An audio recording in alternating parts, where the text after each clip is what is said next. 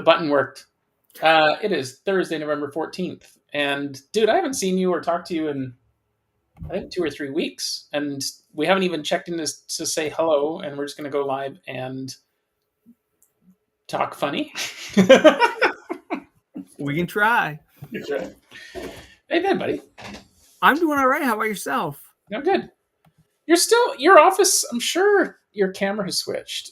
I would have sworn that home plate thing was on the other side of your shoulder before. So I don't know if I it's. think I thought that before too, or like, yeah, something with my camera had things like switched around or something. Yeah. Well, there's a white light shooting through your skull right now too, actually, from the glare. So what's going on, man? My bald head just seems to attract that. I get the Yeah. No, it's not even actually hitting your head. It's just going shooting straight through you. Yeah, dude. So where do you want to start? We got half an hour here. Do you want to give me an update on what you're working on? Good question. What am I working on? Just trying to I don't know, find out the meaning of life, man. I mean, just going through like transition / yeah, and that weird go between of like, do I just try to go hard in what I was previously doing, or do I need to find something new? Just in one of those stages, man. Like you've said before, it just seems like that time of life for a lot of people where things just are kind of at we call it an impasse or something, like just figuring out what to do next, what direction to go in. Wow, yeah. If you want to get all woo and spiritual, which is something that I never used to do, but now that I pay attention to things like astrology and stuff, like we actually enter in 5 days permanently for the next 20 years. Pluto will be in Aquarius, and so the last time that happened, because my friend Eleanor was talking about it today and this week, was in 1778. So we've had a taste of it a couple times this year, and it's come and then it's left, and it's come and it's been retrograde, and now it's here for the next 20 years. But in that time, there was the French Revolution, and I can't remember the other one, but like the American Revolution.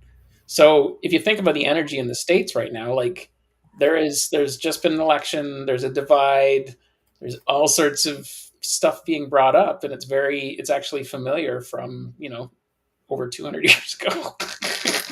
So, and it's back for the next 20 years. So it's going to be interesting. And from what I understand about, I mean, I'm not the expert on this at all, but the energy is innovation, burn it down, start over, and I don't know about you, but like what's going on left, right, and center is just, people are making, it's a good week to make, set goals for yourself and make sure they're aligned to what your spirit is, not, don't get in your head, get in your heart, get in, all that stuff. So yeah, I wish I was more of an expert on that, but I'm certainly surrounded by them, and there is some interesting vibe stuff going on. So does that translate for you? Like I know when we talked a couple of weeks ago, you're seeing changes at work and, different,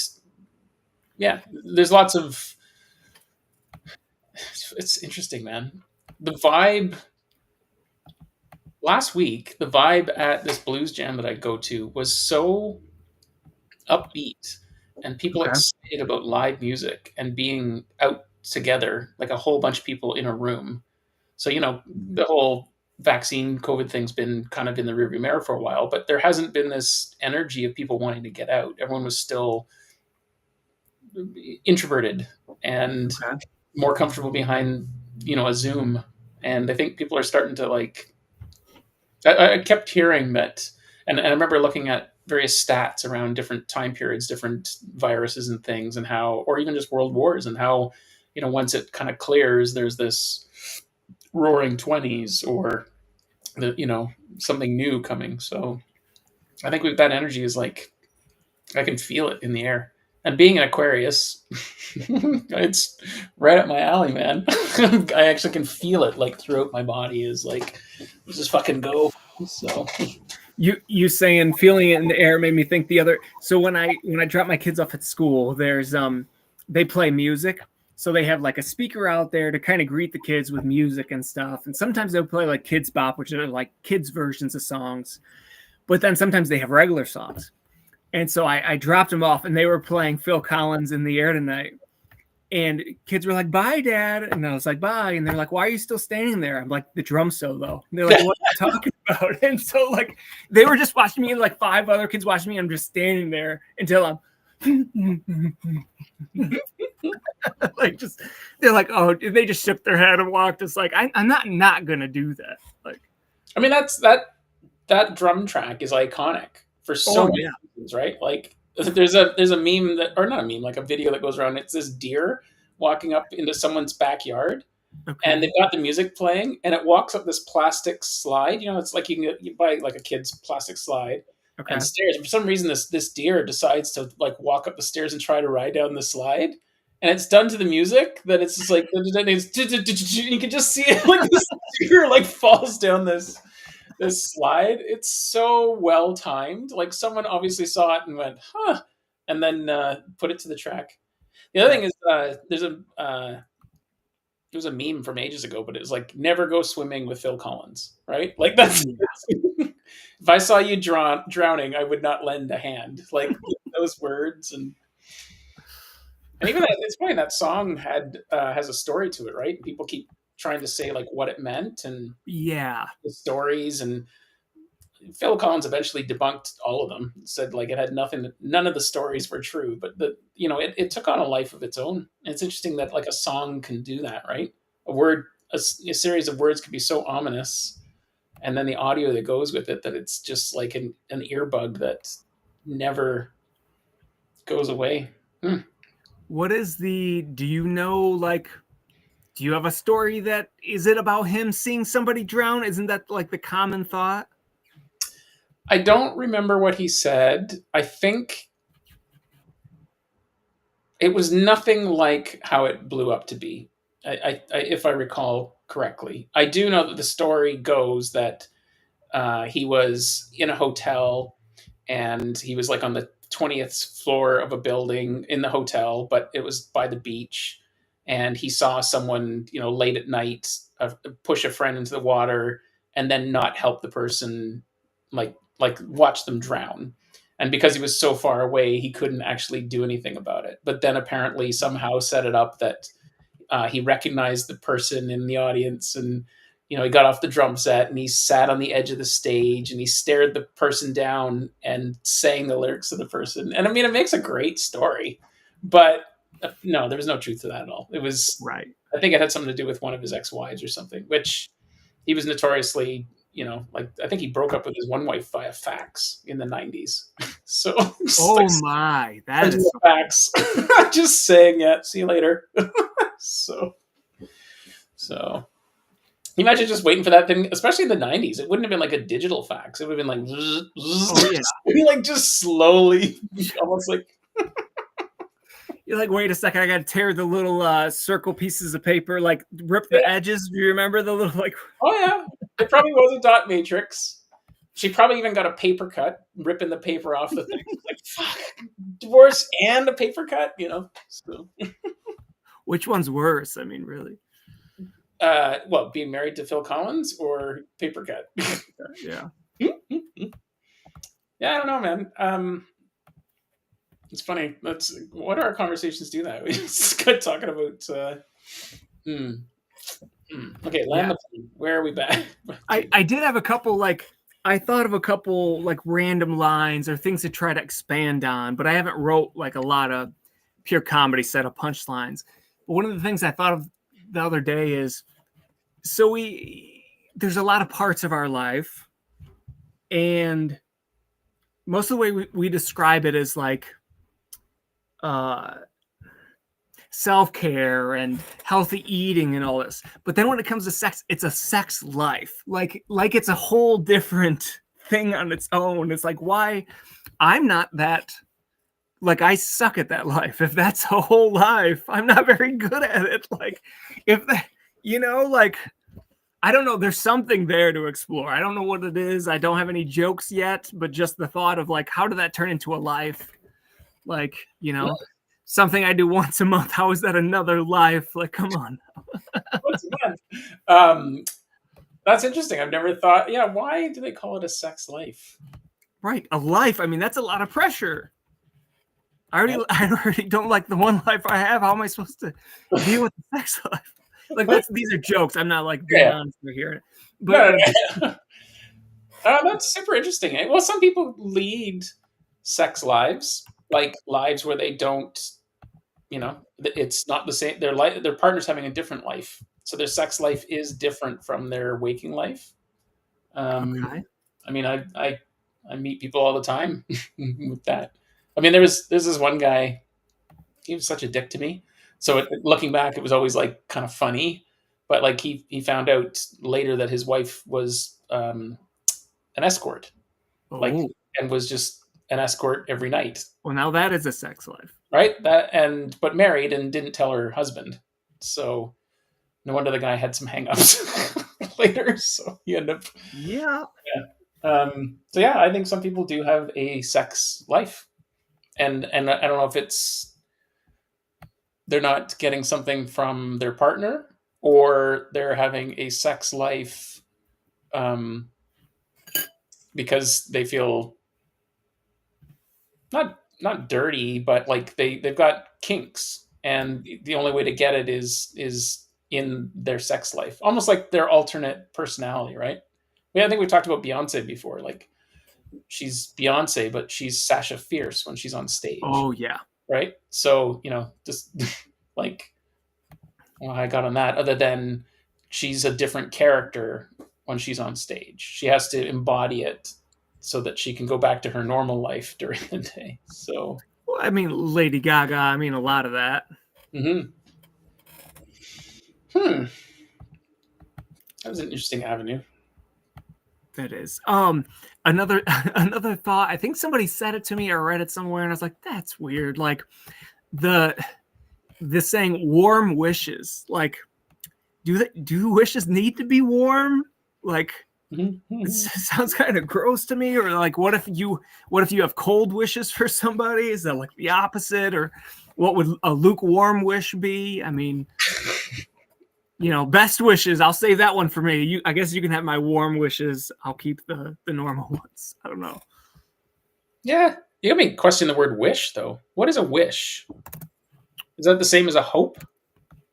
You're setting someone best. No, because I think wish a hope is something you hold with you. A wish is something Mm. you believe that is put out there and could come back to you because you took an action. You wished. I wish upon a star, and then you leave it up to nothing for the wish to happen. Interesting. And But energetic. hope isn't any action. So I guess, yeah, depends which one you think is being more proactive. I mean, I guess a wish, because you're actually, if you're believing that you know is out in the ether and going to possibly bring something to you, then I guess it's an action. Hmm. No, that's interesting. It got me thinking about like that song "When You Wish Upon a Star," and then just all this talk about astrology um, and wishes. That's interesting because I was talking about goal setting. I think we started talking a little bit about this is a time to set goals, right? But are they goals or Yeah. wishes? Because the Oh, problem with me is I've been goal averse for a long time. Because if I didn't hit goals, it's turned into a negative because you know feel failure, not achievement. Wishes can be attached to perfection. Yeah, super interesting. I have to explore that this week actually because it's goal setting. Like the word goals to me is still has a weight to it. Like there's a expectation to it, but a wish is what you'd like to see have happen. It's an energetic. I can get behind a wish. Hmm. okay. That's interesting. See, yeah, the way I view it is differently just because of like the thought of like a kid's wish where you don't take any action other than I wish that this would come true. Mhm. But I agree with you. Goals, there's an emotional investment. There's failure attached to if it doesn't happen, and Mhm. guilt and shame, and I'm very good at those. Hmm. Interesting. Yeah. I did a lot of volunteering for the Make a Wish Foundation. Oh, nice. Well, it's not necessarily Well, it's nice. Yeah, awesome. it was challenging for sure. That's interesting. Yeah, because with wishes and before COVID and during and then after were a very different experience too. It's like before COVID, there was different rules for what wishes could be. During COVID, there was different rules like no travel. Um, you used to not be able to give kids a puppy. It was like no introducing a live animal into a family as their wish because something happened to the animal. It's heartbreaking for the child that's already needing a wish. But during COVID, there was lots of animals all of a sudden because it was like it took away a whole category, which was the most popular category. Like I did probably 150 wishes, and 70 of them were Disney, right? Oh, Like wow. never mind a kid wanting a drum set or a computer system. More than half were travel, and the bulk of the travel, 70 to 80%, was Disneyland for princesses or Disney World for this place called Give Kids the World in Orlando. So, but yeah, the Make a Wish Foundation was all about not planting. Uh, that's interesting, even with the word goal. Like the goal was for the kid to have strength. It Okay. wasn't meant to be like because some kids were terminal, some were just a really hard time, and it was a shot in the arm, and a pick me up. So yeah, weird. Sorry, No, no, no, no. That's all right. processing that real My time. my brother and their family ended up with chickens. They during COVID, they bought chickens. They bought 5 chickens. They bought 5 chickens during COVID. Did they Yep. eat them? No, they they became had family. eggs. They had fresh eggs for a long time. They have 1 chicken left. Yeah, Pat the chicken. Hawks or other animals have taken the other 4, but there's one survivor that's left. yeah. Actually, you could probably do a whole bit on owning chickens. I'd be willing to bet. My parents had a chicken coop for a while, and Okay. they started a project to redo the chicken coop because it didn't have a concrete foundation. And so if you have chickens outside, there's obviously prey above. So like you said, a Yeah. hawk. Here in Victoria, mink is the animal to watch Ah. for. And minks are nasty. So they're kind of cute looking, but they literally so I'll paint the picture for you. It's a 12 foot by 12 foot. It was, steel or metal fence, like the chain link fence. So Okay. nothing smaller, nothing larger than like a, smaller than a tennis ball could get through a hole. Um, these minks pulled the chickens through the Oh. they shredded the chickens, but Oh, like I guess got hold of a leg and then just never let go. And so jeez. and now that I think of that scene, I don't know if this is funny or horrific, but Both probably. I think they had 4 or 6 chickens, and then one night they had none. So quite literally, all of them were taken the same way. You got to think you don't want to stand near the chain link fence because the mink's going to pull you through it. But it reminds Yeah. me of my old friend Dave. He said he used to work on a farm, and they had chickens, and Okay. he was like, they are the dumbest animals. Like they just literally are so dumb. He said like they'd go into the barn to we need some chicken, we need some meat. So the idea would go and like behead a bunch of Okay. chickens. So what you do is they have this like burlap sack, and they would put the chicken inside the sack with a little hole, and the chicken would stick its head out, and then you just go whoop. Oh. Um, so he said the scene every time was a whole bunch of chickens in the room. It's so awful, but this bag this chicken would like go in, stick its head out, go, "Oh, what's going on?" And then whack, and all the other chickens would go, "Blah!" And they'd freak out. And then he'd go grab the next chicken, and the chicken Yeah, would do go the same thing. like, "What's going on?" Like just like their memory was so short that their I guess their curiosity was like, "Oh yeah, cool. There's light at the end of this hole. What's this about?" And then he said it was just like watching it repeat like 8 times. Wow. Ugh. So apparently chickens are really dumb. I thought they were smart, but obviously not when it comes to holes in burlap bags, I guess. No, like we're talking goldfish attention span. Like Yeah. 6 seconds and extreme trauma. You're watching your colleagues get deep headed, and then 30 seconds later, you're wondering this. You're going through you're seeing the light at the end of the tunnel for a brief second. Right. Ugh. Yeah, there you go, man. There's a bit for you. There's something you could go into chicken chicken stuff. Actually, I don't. Has anyone done a bit on chicken? I mean, there's just so many things. Does it taste like chicken? Does it taste like fish? There's been a lot done on chicken, yeah. Is there? Okay. I don't Uh-huh. know. I can't think of any comedians that I've heard do a chicken bit, but there's certainly a lot of material available. For sure. Hmm. Um. What else is new? When was the last time did we talk after my birthday? I don't think so. I'm 40 now. Mm-hmm. Oh yeah, right. So I turned 40. Oh, I was asking you. I sent you something on your sort of spirit animal. Yes. Do you remember what it was? Spirit animal. I read over. Was it I don't raccoon? remember it saying an animal though, for some reason. Oh yeah, no, the whole. Oh, raccoon. It was raccoon. Okay. So did that resonate with you at all? I feel like some. It's been a while now since I read it. Well, just even when you think about the animal, right? Like Oh yeah. raccoons are scavengers. Yeah. I They're collect trash. they're nocturnal, I think. Yep.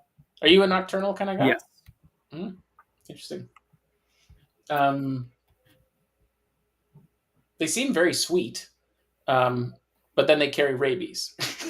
So Okay. Quick story. So I had been exposed to bats, also other animals. I got bit by something. I think it was just a cat. But I went to the emergency room twice. Turns out I was probably just having a terrible panic attack. But they said, like, okay, yeah, we think you're at risk. We're going to give you the rabies shots. And then they came back and said, you know what? We only have a few. We're not going to give you rabies shots. We only have a few left. We're low on supply, so we're not going to give it to you. I'm like, so okay. And so a month later, I get a bill from my emergency room visit, and they charged me for rabies shots. oh, really? And didn't give it to you. Right. And I'm left not paying for this. and left the notion in your head that maybe you needed it, maybe you didn't. But Right. for you, like that's awful. That's Yeah. actually really, really bad. Especially for somebody with obsessive compulsive disorder. Well, no wonder Okay, you might have rabies, but you're not quite rabies shot worthy, so we're going to save these for somebody else. But we're gonna charge you for it anyways. Right. Well, you'll get a bill. That's brutal, man. Did you foam at the mouth at all? No. My heart felt like it was going to burn out of my chest, explode out of my chest. And I can't remember if it was before or after. I had like 2 straight weeks of night sweats. Like it was terrible, and they couldn't figure out what was going on. Might have just been anxiety, but well, yeah, because if you had awful. rabies, it probably would have killed you had you not. Yeah. Oh yeah. So clearly, it was in your head that you could have. At which point, you can kind of manifest the anxiety, right? Yeah, you could definitely overthink. You could overthink that one. That's for sure. And I overthink everything, so Yeah. for sure. Well, there you go. It just saves the next time next time you're bitten, see if you can get the rabies shot, anyways. But otherwise, just relax.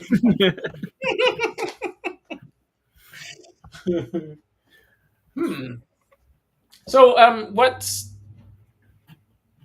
your plan, man? What are your goals? What are your wishes as we enter the age of Aquarius for the next 20 years. What would you Age like to of see? Aquarius. Isn't that a song from a musical? Mhm. Isn't that a song? Yeah, yeah. Oh, yeah, for sure. Okay. What Yeah. is that? Is that Godspell or Jesus Christ Superstar or something? It's that style. I don't know if it's in either of those shows. It's certainly a famous song. It might have been in God's Spell or Jesus. Yeah. Did you say Jesus Christ Superstar? Like it One was. of those I felt like. Yeah. I played drums in both of those shows in pit band, so I should almost know that. And I'm gonna have to go listen to that song actually because we are literally and like that. That's interesting. We haven't. Oh no. Okay, so Pluto's entering Aquarius, right? There's Aquarius themes all the time, but Pluto is this slow Or it's moving. just Fifth Dimension, Age of Aquarius, so it's not even from a musical? Why did I think it was from a musical? Hmm. I guess it just sounds like it's from a musical. Sorry, I didn't mean to cut you off. Yeah. No, it's okay because it fits the timeline. Like it's around that time. I'm gonna have to listen to I'm gonna have to listen to that song actually, and the lyrics actually. That'll be okay. I got a project for later, so that's good. So back to my question: what are your goals or wishes right now? I mean, to manifest them, you got to communicate them, right? And I'm saying that knowing I need to do the same thing. So I'm going to let you go first. Yeah, I think well, at this point, what I try to do is set like priorities instead of specific goals. So things that I'm working towards. Um, so I came up with like 5 of those for this month, and then they'll probably change for next month. So I should have more concrete goals. Um, well, mate, I don't know if I should or not, but that's what I'm trying this month. It's working okay so far.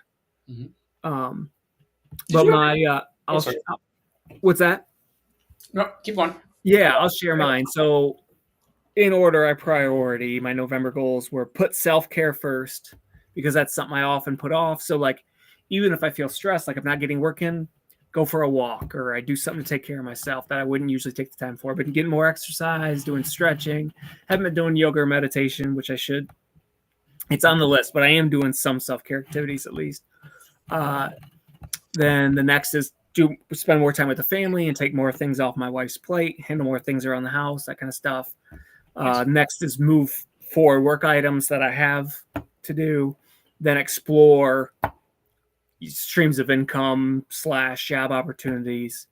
And then the next would just be like uh, increase brand awareness and improve social media channels. So just looking at like the corporate side of things, resume refresh, stuff like that. Nice.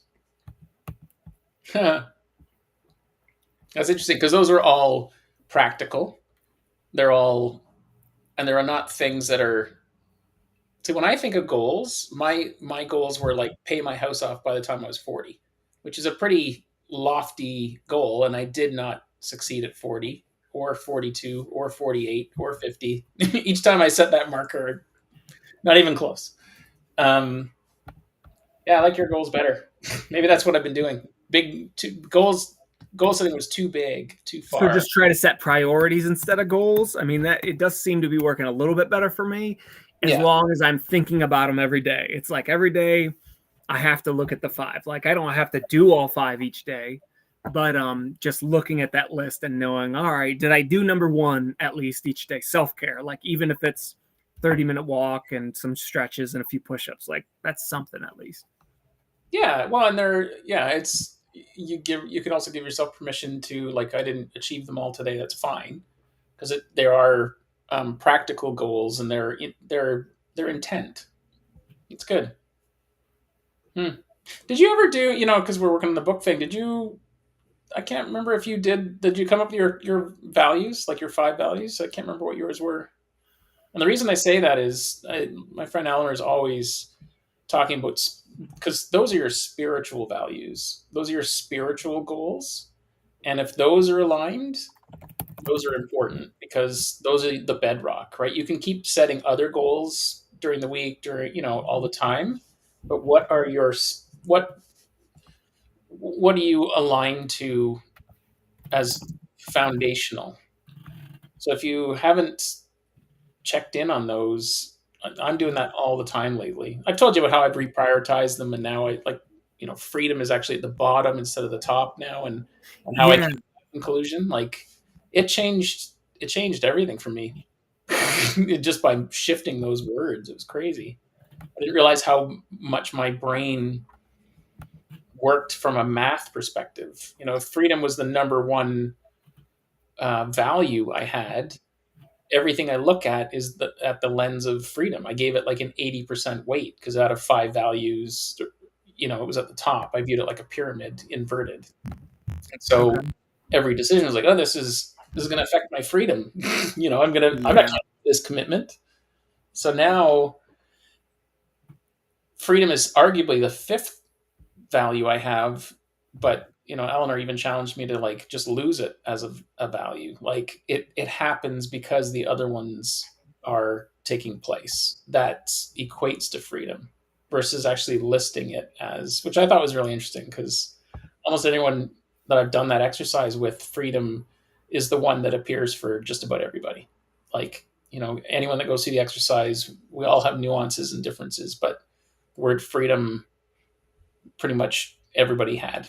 Um, that's what we all want. and then Yeah. and then to decide what does that mean, And there's like freedom versus free will. Are they the same thing? Um, so yeah, that's interesting. Do you remember what your values were? I don't. I just try to search it in my. I know I did the exercise, but I can't find where it is. It would, so what? Maybe here's a suggestion for you as homework. Do the Okay. exercise again, and don't try to remember what you did last time, and then see if you can find it from before, because it's possible that it shifted. Because mine did. Like mine, there was two or three that were consistent, but overall, um, there was a big move. Like after a year and a half, I was surprised Okay. at how they shifted a bit. So, hmm. Also, I know you got to go here in a minute, but we got to talk about the body code sometime. I've got Okay. I've got something for you that's like, you know it's awesome. So if you want to connect in the next week or so, I can run you through a body code, which is Okay. basically it's it's cool, man. Basically, we use a pendulum and a database, and then we just extract old trapped emotions in your body, and it's been a very interesting experiment because I can actually yeah, I won't say more other than I can send you a video of where I first experienced it here via a live cast. This guy Raphael that I Okay. saw in Santa Fe, and then um, had him do a session here with my dogs, and then he after we went off live, and he helped my mom as well, and it's just remarkable how much it can just like clear your conscious palette and get rid of things that are stored in the body and mind that your mind isn't tapped into, but it's there, and there's a Okay. relief. And then at the end of it, once we find the trapped emotions, you quite literally use a magnet and you put it an inch in front of the person's chin or remote. It's a whole thing, but you just run it over their head and out the back. And this magnet, there's I wish I could have the words, but there's a meridian that goes through, and you run Okay. this magnet over, and it's kind of like having a room key in a hotel or a credit card where it gets demagnetized. You like get rid of those emotions. Wow. And well, I'll just go a bit deeper. In Santa Fe, I went to this session where this guy did this, and there's about 12 of us that did it. And when Okay. he did mine, I barely remember what he said, but the trapped emotions were made total sense an hour later. At the time, I forget even what age he came to, and I was like, I can't put my finger on it. And then like an hour later, it was like, oh my God, there it is. And then it was just like a flush of just like, just left me. And I watched him do this to like a dozen people as well as myself. And the pessimist in me was still like, I don't know, okay, like everybody's standing in front of the room, and you want to like not let the guy down. You don't want to, you don't want to be that one person that didn't work for, like so. Yeah. But then he did it to a dog, And so this little dog, like think of Toto out of the Wizard of Oz, like a little, and the dog was like nervous and shaky. And then I remember very clearly one of the trapped emotions was forlorn. And then I think it was anger was another trapped one. And then he ran a magnet over the dog's head, and the dog's demeanor changed like that. All of a sudden, its tongue stuck out, and it relaxed, and it was chill. So I was like, okay, that dog doesn't even have this busy outer brain that's filling it. It's just pure mammal. And so then watched him with my dogs, and I'm sure it's hard to put my finger on it because it's not like it's night and day difference. But that was 2 weeks ago. My dogs are more chill in the last 2 weeks. Okay. Wow. Yeah. So yeah, if you want to try that sometime, buddy, I'm looking for people to experiment with. So okay, I'll try it. Go. All right, we should probably go. I think you're tight for time here. So yeah, well, let's do this again sometime soon. And let's talk. That was fun and